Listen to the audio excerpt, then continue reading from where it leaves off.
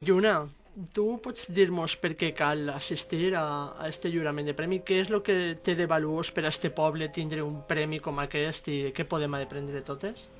Pues, en primer lloc, la part més important és la sensibilització, no? de les persones que poden participar com a públic en un acte com aquest, perquè estan ajudant també a reconèixer la tasca que han fet les autores escrivint els relats, estan ajudant també fins i tot a valorar la tasca que fa anònimament, encara que diguem el seu nom, però no reconeguem la tasca que feu el jurat, que és enorme, perquè al marge de tot el que feu vos toca parar durant unes setmanes per poder llegir tots aquests relats i ajudem també a visualitzar grups com el de teatre que vindrà a fer el monòleg, que avui representa Alba, perquè bueno, d'alguna manera la cultura en general està masculinitzada i és la nostra responsabilitat de feminitzar-la. En esdeveniments com este contribuïm a fer això des de la institució pública, però evidentment si no contem amb el públic que vinga a recolzar iniciatives com aquesta no tindrien sentit. Per tant, la tasca més important que pot tindre qualsevol persona que acudisca de públic aquest dia és garantir que iniciatives com esta continuen fent-se l'any que ve i l'altre, i l'altre, i l'altre. Efectivament, molt bé, Lluna, ho has dit. Molt bé, sí, és de veres, és que sembla que en les arts de la dona interessa sols el cos, quan tenim un cap molt ben amoblat i que podem treballar molt bé totes les arts escèniques. I és de veres que este poble fa una aposta molt important per tota la part artística que tinguen les dones en les seues vessants, des d'escritores a fer publicacions de llibres. Recorde la nostra companya Amparo Pastor, que va poder publicar el seu, la companya Ana Mayol també, i sí que és de veres. I Alba, tu quina crida ens pots fer per a tots aquests teatres i teatreres per a que vinguen a l'entrega de premis, si seria? Que sempre està bé que acudisquen per conscienciar-se, per sensibilitzar-se. També és un poc l'esforç que hem fet nosaltres en preparar, en organitzar, en juntar-se en Leo i en Lluna per fer el teatre, per fer l'amenització d'aquesta entrega de premis. També veure aquesta banda d'esforç, que no és cosa d'arribar un dia, fer-ho i ja està, sinó que això du el seu motivament, porta la seva feina. Aleshores també per a la gent que ho fem ens dona un suport molt gran, un suport per motivar-nos també a nosaltres en seguir, en fer aquestes coses, en cada any fer coses noves per a la gent que ve. Aleshores, si la gent s'assabenta de que això està i de que pot passar una bona estona de manera gratuïta, perquè nosaltres ho fem sense ànim de lucre, és un teatre que el presentem per a tots els públics a cost zero, realment. Aleshores, disfrutar d'una bona estona a cost zero, tal com estan les coses actualment, crec que és una molt bona oportunitat de passar una vesprada agradable, de sensibilitzar-se i de conscienciar-se de com estem actualment i de les coses que puguem aplegar a fer sentir a aquestes persones que venen. Molt bé, Alba. I Leo, recorda'm finalment quin dia mos teniu citades, a quina hora i en quin lloc. Serà el divendres 24 d'abril a les 7 en el Centre Cultural Tívoli, en la sala polivalent, que és la sala de baix. En primer lloc tindrem el lliurament de premis, molt breument, i després ja passarem als monòlegs Mujeres Modernas.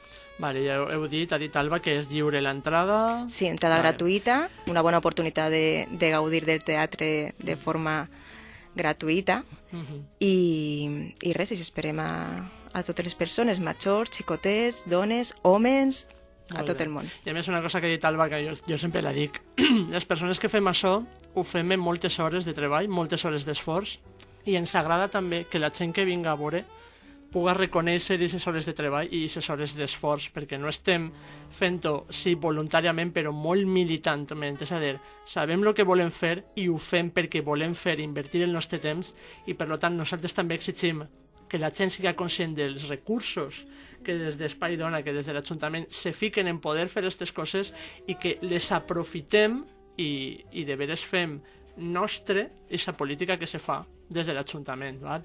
Pues molt bé, moltes gràcies, agrair-vos que hàgiu vingut a contar-nos esta part i, com no, com sabeu que enguany Paraules i Dones dedica el programa d'avui al mes del llibre, ara vos anem a deixar un poquet de música, però vos diguem que vos esperem en uns minuts perquè ara anem a fer les que estem així unes recomanacions de lectures fetes per dones o que parlen de temàtica de dona per a veure si així vos crida un poquet l'interès i enguany aquests regalets de llibres, perquè això del llibre i la rosa, la veritat, la rosa bonica, però a mi me regales un llibre i per a mi és el regal més rosa que me pugues fer. I en paper, per favor. I en paper, per favor, perquè jo que ja sabeu que sóc llibretera de vell, n'hi ha una necessitat important de totes les editorials, de tots els llibreters i llibreteres, i els llibreters i llibreteres de vell, de que se consumisquen llibres i llibres en paper també. Val? Pues espereu uns minutets i ara vos contem què llibres vos volem recomanar. Más caros empeños,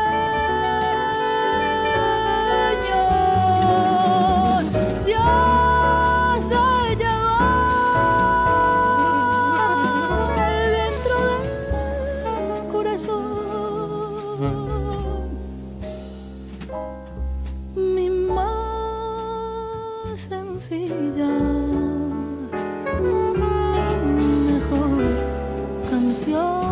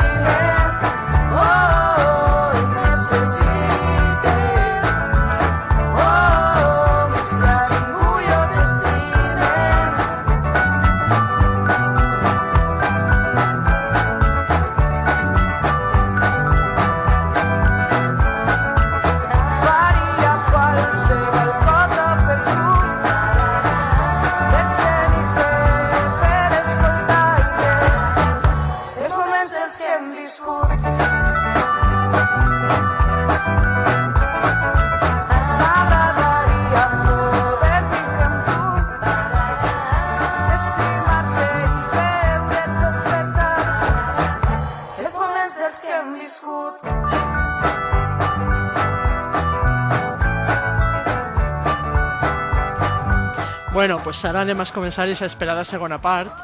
Ja sabeu que l'any passat totes les sòcies i socis de Paraules i Dones varen fer la seva recomanació particular de lectura que ens va enorgullir a totes perquè totes teníem algú que havia llegit el que nosaltres havíem llegit i mos reconeixíem, ¿vale? Mos coneixíem i mos reconeixíem i mos va agradar molt. Però enguany, ja que tenim aquestes tres convidades de tant de pes així a la taula, pues els he demanat, clar, però de nit, d'ahir per la nit a avui per la matí, que ens portaren les seues recomanacions de de lectura i així a poc més o menys orientar, si esteu pensant en comprar-vos algun llibre, pues que tingueu una orientació sobre distintes temàtiques, val? Pues en primer lloc, Lluna, dimos què mos has portat i per què? Jo us he portat primer que res volia parlar d'un llibre que me vaig llegir fa un temps que ben bé en realitat més que un llibre és un còmic però bueno, és un còmic d'estos de 4 dits de gros, o sigui que se pot considerar llibre, només que siga per si contem totes les lletres en total. Bueno, este llibre és sobre la vida de Quiqui de Montparnasse. Quiqui de Montparnasse, que el seu nom autèntic en realitat era Alice Sprint, fou musa del barri parisí de Montparnasse durant 20 anys i bueno, concretament fou en l'època de màxim esplendor artista d'aquell barri. Per tant, bueno, ella va ser una dona molt, molt vanguardista, era de les primeres dones que se veia fumant en públic o en un bar acompanyada majoritàriament d'homes, evidentment. I bueno, va posar per als millors pintors de l'Europa entre guerres, es va relacionar amb artistes molt rellevants i concretament una de les imatges que més se reconeix d'ella i que és la portada d'aquest llibre és una fotografia que Man Ray li va fer d'esquenes en el seu cabell curt negre i li va dibuixar en l'esquena les seues curves acaben identificant-se amb el cos d'una guitarra. Eixa imatge és molt coneguda de Quiqui de Montparnasse, però no de Quiqui, sinó que se relaciona sempre històricament amb Man Ray. Ningú sap majoritàriament qui és eixa dona, no? Aleshores, per a mi va ser un gran descobriment, perquè ella era fan d'eixa fotografia, però no coneixia qui era la dona que eixia, i m'ha agradat molt, no?, conèixer eixos xicotets passos, no?, que donaven aquestes dones fa tants anys i quan la societat estava molt més endarrerida a nivell d'igualtat, perquè tot allò que avui en dia ens pot parèixer, com per exemple, no, que pugui posar nua per a segons quins artistes, ho relacionem, no, amb una explotació del cos femení, i en aquell moment fins i tot era algo reivindicatiu, no, per part d'ella, era el seu cos i era ella la que decidia per a qui posava, quan posava i de quines maneres. Bueno, un poc per parlar de qui fa este llibre, està fet la il·lustradora és Keitel Muller i normalment fa llibres infantils i col·labora en revistes. Per tant, bueno, el dibuix que té a mi m'agrada molt perquè a l'hora de llegir un còmic és molt important, no?, que la il·lustració sigui atractiva i en este cas ho és. És tot en blanc i negre i pertany a la col·lecció Sin Nosotras de l'editorial Sin Sentido. Si voleu trobar-lo, pues, bueno, vos ho recomane perquè vos va obrir la porta a un món femení molt desconegut per a nosaltres, ja que aquell món pues, no era conegut, era només el masculí i és una forma de conèixer la part femenina d'aquells anys. Molt bé, Lluna, és superinteressant. Ara negociarem per a que te'l canvi per uno que tinc així. Molt bé, i tens alguna coseta més? Algun llibre més t'has portat que vulguis compartir? Vale. Lluna, tens algun altre llibre que vulguis compartir amb nosaltres? Sí, he portat un altre llibre. Este més és una novel·la. Per a mi, personalment, té un significat especial perquè jo me n'anir fa 2 o 3 anys un cap de setmana a Morella i me dono compte que totes les llibreries de Morella tenien este llibre en la porta, no? La Maestra Republicana. I no sabia ben bé per què, total que al final comencé a llegir-lo, no?, a mirar de què anava el llibre i tal. Pues bueno, i cada setmana me n'havia anat a Morella en plan barato, tan barato que no me pugui comprar el llibre i me'n torni en l'espineta ahí clavar. Total, que durant 2 anys el meu xic està buscant-lo perquè fora de Morella no el coneix ningú, no n'hi havia forma de trobar-lo. Finalment el va poder comprar per internet i me'l va regalar. I encara que no l'acaba de llegir, sumat a aquesta experiència que he tingut en este llibre i al seu contingut, que ara vos explicaré, pues, per a mi és un llibre especial, no? I encara que no l'acaba de llegir, ja vos dic, vos el recomano cegament, perquè sé que vos agradarà. El llibre tracta d'una dona que es diu Valli Querol. És una dona filla d'una família de masovers de Morella, que enmig de la Guerra Civil ha d'exiliar-se i durant aquests anys pues, se forma com a mestra i acaba treballant en l'exili. Ella, en Morella, quan ix d'allí, Morella era republicana, no?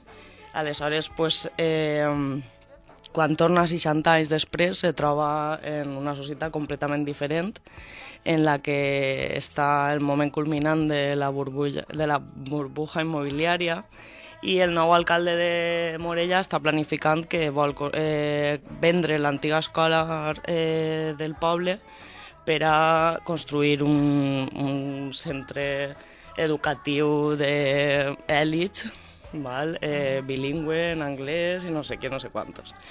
Total, que clar, ella quan ja té 80 anys se troba tot este tema, no? I per a ella pues, tot el que havia lluitat en la Segona República de repent pues, torna a assumir aquesta lluita, no? En este cas contra la corrupció que avui en dia estem vivint, i li fa la guerra a l'alcalde del seu poble per a que aquella escola seguisca sent del poble i no passe a mans d'una empresa elitista com és el col·legi Eton, li diuen.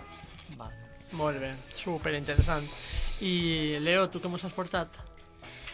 Jo no he portat res, Ai, la veritat és que porta'n el capo, porta'n el capo. Exacte, ha sigut en el moment. I damunt és un llibre del que tampoc m'agradaria desvetllar massa perquè és per a llegir-lo, òbviament, com tots. El llibre és Conversaciones con mi gata, d'Eduardo Jauregui.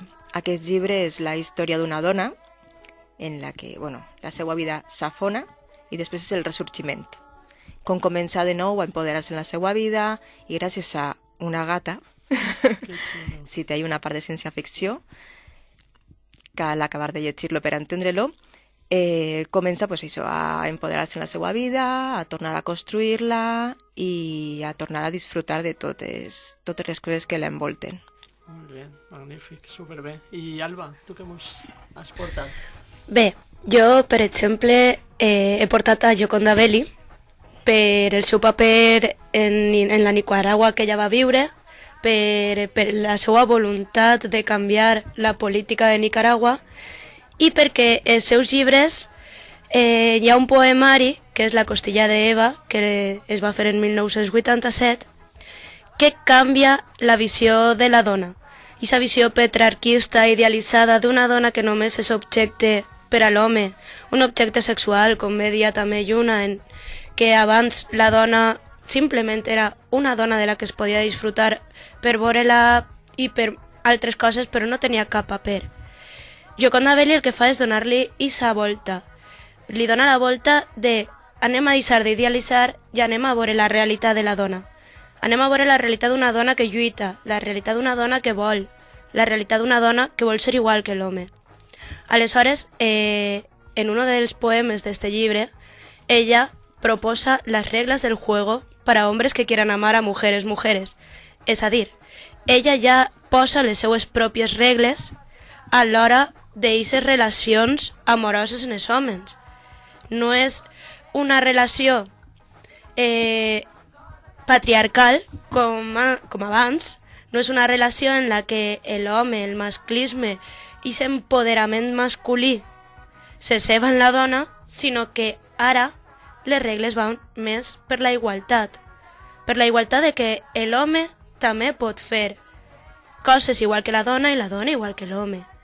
Tant se val l'un per l'altre. Aleshores jo pense que és una bona recomanació per veure tot el tema de la igualtat, per tot el que hem estat parlant abans i també per el caràcter lluitador de força de Gioconda Belli.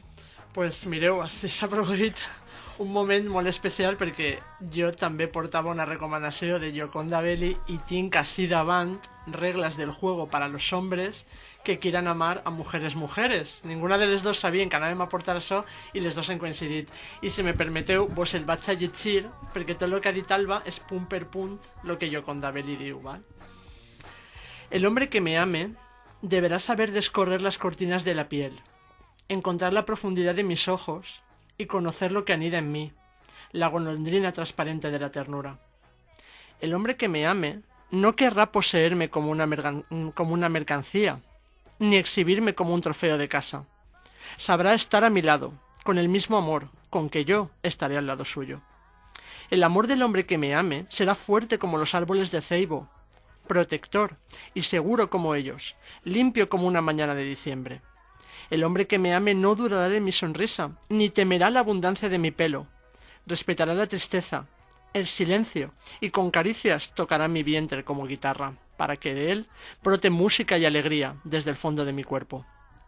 El hombre que me ame podrá encontrar en mí la hamaca donde descansar el pesado fardo de sus preocupaciones, la amiga con quien compartir sus íntimos secretos, el lago donde flotar sin miedo del que ancla del compromiso y le impida volar cuando se le ocurra ser pájaro. El hombre que me ame hará poesía con su vida, construyendo cada día con la mirada puesta en el futuro. Por sobre de todas las cosas, el hombre que me ame deberá amar al pueblo, no como una abstracta palabra sacada de la manga, sino como algo real, concreto, ante quien rendir homenaje con acciones y dar vida si es necesario. El hombre que me ame reconocerá mi rostro en la trinchera, rodilla en tierra me amará, mientras los dos disparamos juntos contra el enemigo. El amor de mi hombre no conocerá el miedo a la entrega, ni temerá descubrirse ante la magia del enamoramiento en una plaza llena de multitudes.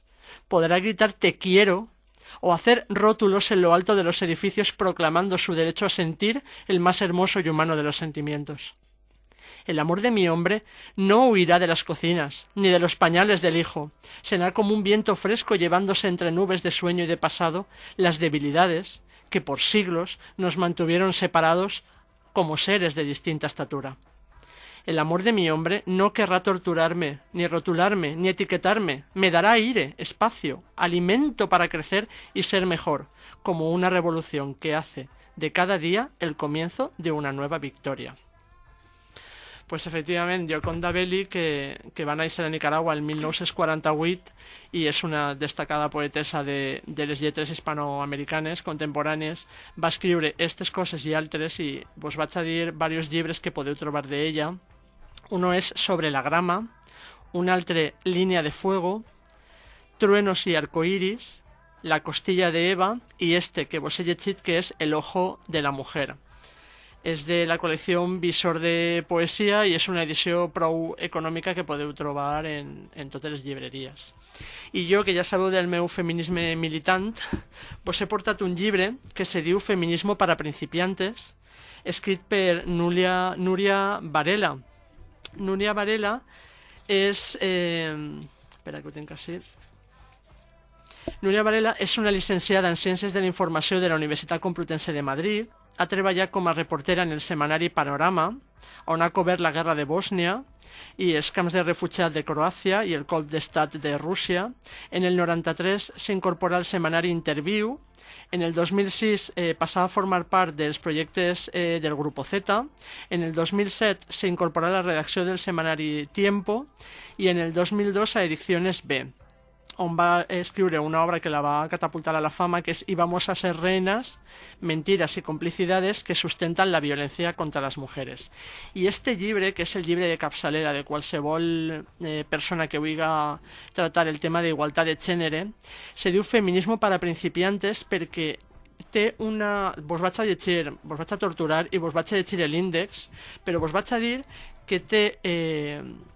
crec que són 400 pàgines, però cada epígrafe no dura més d'una fulla, de manera que no se te faci la lectura pesada perquè trata de moltes coses amb una curta pinzellada per a cridar-te l'atenció sobre aquests temes i voler saber-ne més, i aleshores sí que te'n vas a la part de la bibliografia i pots avançar en els continguts. Vaig a dir-vos què matèries toca este llibre. Mira, parla sobre la primera ola, del feminisme. El feminisme té un moviment, tres moviments repetitius, que és la primera, la segona i la tercera ola, que se coneixen per les lluites i les històries, sobretot històriques des del segle XVIII, que ha portat el feminisme endavant, ¿no? Està la primera ola i parla de los cuadernos de quejas, qué opinaban las mujeres del siglo XVIII, la mujer como la hiena con faldas. La segunda ola, aún parla de dónde salen las sufragistas, el derecho a voto como una estrategia de futuro, parla de John Stuart Mill como el marido de la feminista, aparecen más mujeres raras, las obreras, Flora Tristan, reportera de la miseria, Alejandra Kollontai, la nueva mujer. En la tercera ola parla sobre las acciones y no la palabrería, sobre el feminisme radical, el feminisme en la diferència, el feminisme institucional, sobre les més modernes, el ecofeminismo y el ciberfeminismo, la nueva tarea, nombrar y desenmascarar, parla sobre el feminisme en Espanya, on parla de Clara Campoamor i el dret al vot. El 1975 va ser el primer any internacional de la dona. En los años 80 va començar a parlar sobre l'avortament, sobre les feministes del segle XXI. Després, en el sisè apartat, parla sobre la mirada feminista, para qué sirven las gafas violeta, el androcentrismo, el patriarcado, machismo y sexismo, el género, el poder, somos iguales o quizás no. Y parla de las acciones positivas y cuotas, de la paridad, de los derechos de los humanos y de las humanas, de ¿y ahora dónde están las mujeres? En economía va a parlar sobre las fresas y las uvas, la división sexual del trabajo, el treball domèstic, un treball invisible, la ètica del cuidado. En la globalització parla de la globalització i l'antiglobalització, de la feminització de la pobresa, del cruce de caminos entre el capitalismo y el patriarcado i el objecte de la prostitució. En la violència va parlar per què se diu violència de género, què és negar i ocultar la violència de género, la història de la llei integral. Sobre el cos de les dones va parlar sobre el mito de la belleza, el harén de la talla 38, medicina y farmacología, cosas de hombres, partos sin madres, mi cuerpo es mío. En la cultura parlará sobre mujeres con voz, el gran teatro del mundo. En la masculinitat nos dirà coses molt interessants sobre la identitat masculina, sobre el lastre de la masculinitat tradicional, sobre les reaccions masculines enfront de la lluita feminista per la igualtat, en què ells tenen privilegis i els privilegis no són obligatoris, i en els nous models de masculinitat. Y en el últim punt va parlar-nos sobre los prejuicios y los tópicos para desenmascarar el machismo. Nos fa el relat de la princesa de la bolsa de papel, del feminismo y el machismo no es lo mismo, una revolución sin muertos, el padre de todos los prejuicios, las feministas son feas, insatisfechas sexualmente y marimachos, també com a tópico. Yo feminista, no, yo femenina. Sobre ya está todo hecho y sobre el mito de Margaret Thatcher. Jo en concret vos vaig a llegir a soles una coseta. A veure que me'n vaig a la pàgina. Vos vaig a llegir un conte xicotet que il·lustra molt bé el tema dels prejudicis, de los prejuicios. A veure si el trobo. Vale, el tinc així. Se diu La princesa de la bolsa de papel. Esta es una historia de la princesa Elizabeth y el príncipe Ronald. Un día, cuando los jóvenes enamorados planeaban con detalle su matrimonio, irrumpió en escena un gran dragón que prendió fuego al castillo de Elizabeth y a todos sus vestidos. Tras el destrozo, el gran dragón huyó volando, llevándose consigo al príncipe Ronald, transportado por los fondillos de sus pantalones. La princesa Elizabeth no se puso furiosa, se puso muy furiosa. Encontró una bolsa de papel, se vistió con ella y persiguió al dragón. La princesa engañó al monstruo haciéndose exhibir todos sus poderes mágicos hasta que este, exhausto, se durmió. La princesa rápidamente se introdujo en la cueva del dragón para salvar a su amado Roland, y se encontró con la sorpresa de que su príncipe no quería ser salvado por una princesa cubierta de hollín y sin nada más que ponerse encima que una bolsa de papel. Elizabeth, estupefacta ante el repentino giro de los acontecimientos, se dirige a su amado con las siguientes palabras: Ronald, tu traje es realmente bonito y tu pelo está muy bien peinado. Pareces un verdadero príncipe, pero eres un idiota. La historia termina mostrando a la princesa alejándose sola bajo la puesta del sol y con las siguientes palabras: después de todo, no se casaron. I esto lo que nos fa reflexionar es, segons diu Núria superacertadamente, es ¿por qué no contamos estos cuentos a nuestros niños y nuestras niñas? ¿Quizá porque la princesa es muy valiente? ¿Porque la princesa no mata al dragón, sino que consigue vencerlo sin emplear la fuerza? ¿Será porque el príncipe Ronald es tonto? A lo mejor no los contamos porque a las princesas no les importa su aspecto, o tal vez porque después de todo no se casaron. ¿Es este un delirio feminista? ¿Es una tontería? Pues ni lo uno ni lo otro. El patriarcado, como sistema de dominación de los hombres sobre las mujeres, necesita poder, fuerza y cultura para mantenerse. Necesita controlar un mundo simbólico, un lenguaje, los sueños. Necesita que todos interioricemos esa dominación y que nos creamos tanto los dominadores que lo son como las dominadas que lo somos. Necesita de niñas que no sueñen con ser heroínas valientes que salven a príncipes en peligro y mucho menos que después de salvados y enamorados decidan abandonarlos. El patriarcado necesita que los niños no quieran ser salvados por princesas y mucho menos que se quieran casar con ellas si tienen un aspecto deplorable. Los prejuicios son un arma imprescindible. Es más, los sistemas de dominación se alimentan siempre de prejuicios.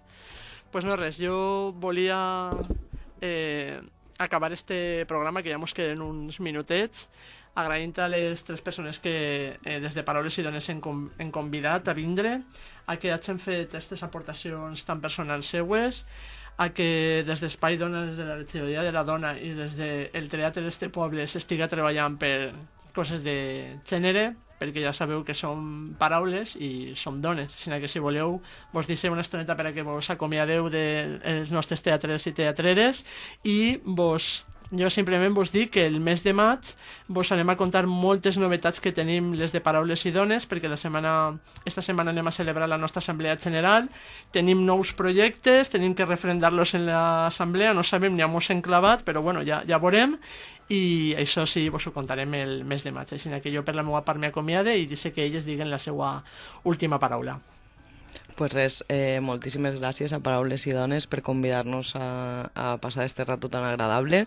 Espero que les persones que esteu escoltant ho hàgiu passat tan bé com nosaltres i que res, que encantades d'estar així i esperem que la pròxima no tarde molt en arribar. Perfecte, gràcies. agarrem.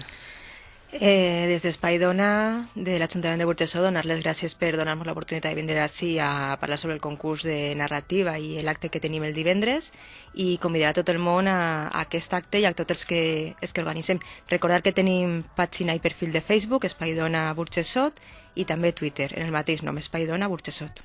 Molt bé, Leo, gràcies. I Alba? Jo moltes gràcies per convidar-me com a representant del teatre. Dir que encara que jo dirigisc el teatre no sóc la única que és, sinó que també he d'agrair a tota la gent que fa possible amb mi poder fer això per a la resta, que no s'ho perga ningú i moltes gràcies a Paraules i Dones per haver-me donat aquesta oportunitat de vindre i donar a conèixer este grup de teatre que encara que xicotet i encara que molt humil tenim molta força i moltes ganes.